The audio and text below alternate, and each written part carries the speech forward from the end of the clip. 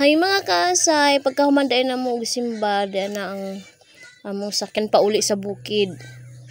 Mao ni diri alang mi kadalas 12 mi magpasundo kay wala man pud mi kay bagong sa oras sa mahuman ang wali gani. Ngadto na mi. Amo na lang hapito ng among mga kauban ngadto sa IKS.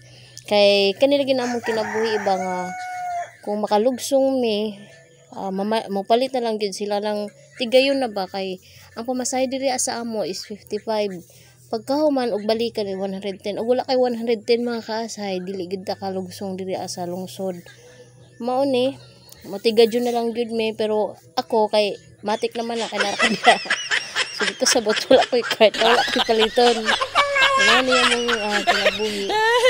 Kadung na dai mi diri mao ni among palitanan usahay diha Prince Mall ug naapod di ay diri ay pastil. Karon pa na siya na kuan nga nanay pastil ba kaya akong hibaw ang nito gyud sa among gipuy-an sa Baseco ang pastil kasagaran ang magtinda na mga Muslim ug makatipid po ka ana kay nana kay luto na padyoy sudan sa presyo nga 10 pesos o kung gusto ka magtipid yun maka sulbad na imong paniudto.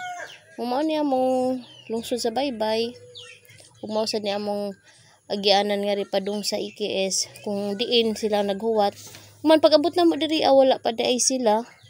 So amo na lang huwaton. May na lang sad kay medyo kuan man ang kuan ba. Landong. So thank you for watching mga kasay. God bless everyone. Bye.